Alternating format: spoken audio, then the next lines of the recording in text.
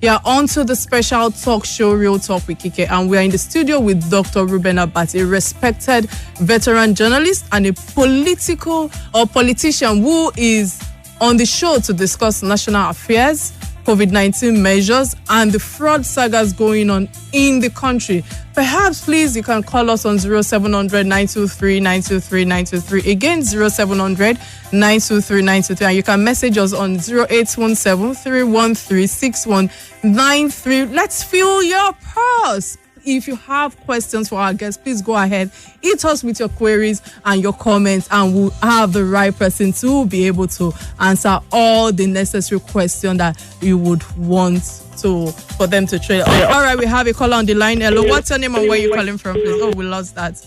All right. So, sir, the public statement given by the lawyer and ex-acting MD of the NDDC, Joi Nunieh, has revealed, I hope I pronounced that last name properly.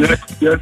Okay, I've revealed the magnitude of greed and abuse of public office intended by the minister, Joi Akpabio. So, Kolawole Johnson revealed forensic and audit reports of how the Minister for NDDC Affairs had looted 80 billion.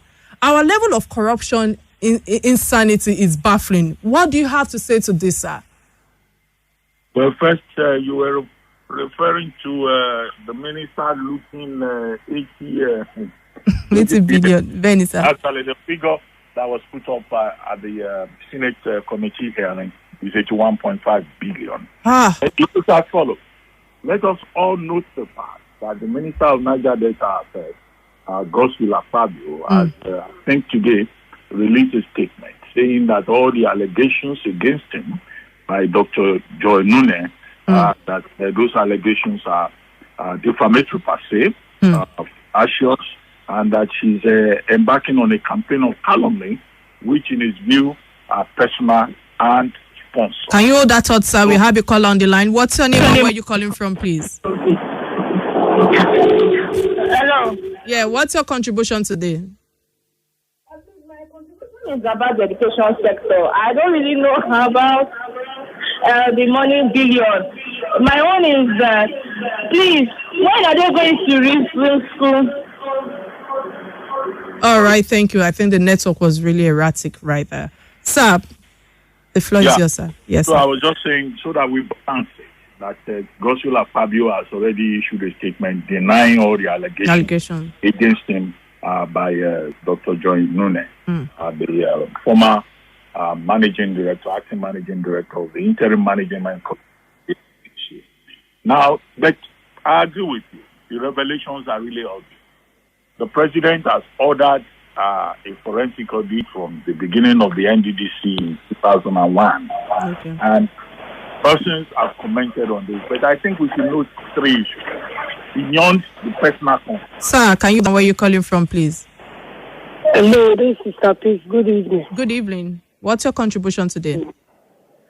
My take on this, even though if they hide and do everything for the panel, you think the whites don't know what is going on in this country? Because most money they took it to outside. So no matter they hide it, the whites, advanced country really know what they are doing to this country. Thank you. All right, thank you for that. Sir. Yeah? Yeah, go ahead, sir. Yes. Okay, I'm with you. I was going to say, look, we should pay attention to a number of things. The first is the fact that that body, the Niger Delta Development Commission, was set up to serve the interests of the people of the Niger Delta. It wasn't established for political purposes when President Obasanjo established it. The unfortunate thing that has happened in that commission is that politics has overtaken development. Individual egos have overtaken development. Again and again, what we hear is one state fighting over the chairmanship of the commission, or individuals within the commission fighting over money. Now, that is most unfortunate because in all of these conversations, nobody is talking about the interest of the people of the Niger Delta, who insist that they continue to be church changed. Either in terms of their stake in Nigeria or the management of their environment. The oil spill issue has still not been resolved up to now. And I would like to appeal that, we take that and focus on it. Okay. The second issue is about some of the allegations that are flying around. Joi Nunieh accused Senator Akpabio of a number of things. Yes. He accused him, for example, of selective payment of contributors. She accused him of sexual harassment. Yes, sir. She accused him of compelling her to come and take an oath. Yes. Now, sexual harassment is an offense. Yes, or it's a felony. True. And in the statement that has been issued by Senator Joi Akpabio, which I saw, today, he was saying that, okay, why did she not bring up the matter while she was in office? While she was in office. Or after, immediately after. Why now? That's why, he's accusing her of being sponsored to attack him. But if indeed it is true, and he himself is threatening to sue Dr. Nunieh, if it is true, he should be reminded that sexual harassment is a serious felony. It's a derogation from the right of every individual to non-discrimination on the basis of gender, under Section 34 of the Nigerian Constitution. Now, the National Industrial Court in, I think, what is this case now?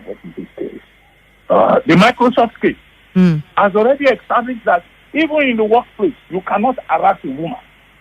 Sure. You cannot do it. The orders of the Nigerian Industrial Court have made that very clear. Then the Nigerian Labour Act of 2004 does not allow anybody in the workplace to just feel randy and you want to harass, a woman. Of course, the National Assembly now is saying that that should even be extended to men in the latest amendment of the sections of the criminal code, section 248, section 357, which deals with 357 deals with the definition. All right. So these are some of the issues. Then there is a Kolawole Johnson, who also appeared before the Senate committee that conducted a public hearing on NDDC. Yes. He is also saying that, look, this is not just about the NDDC. Hello, Kika. Hello. Sorry, apologies, sir. Can you hold that thought, please? Hello, what's your name and where are you calling from, please? This is Rotimo from Idumu. Okay. What's your contribution today? Hello, Dr. Abati.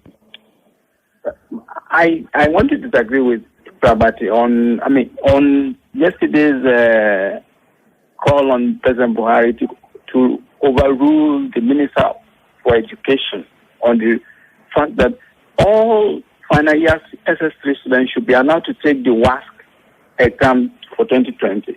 I quite commend the House of Reps because in the first place, the Minister for Education ought not to have given that unilateral order since the education is on the concurrent list. It's not exclusive to the federal. And ideally, you see, if you go to markets today, all the markets are jam-packed. There's no social distancing. A country that can allow markets that's filled up, no social distancing, and even these students that have been prevented from resuming school now, they are all over in the market, hawking and being laborers there. You see, my point is this. Considering the fact that Nigeria is not an endemic state for this COVID, because if you look at the statistics, if you allow me to, Nigeria, if you can't go out of 7 million almost infection worldwide, Nigeria has a list of less than 40,000.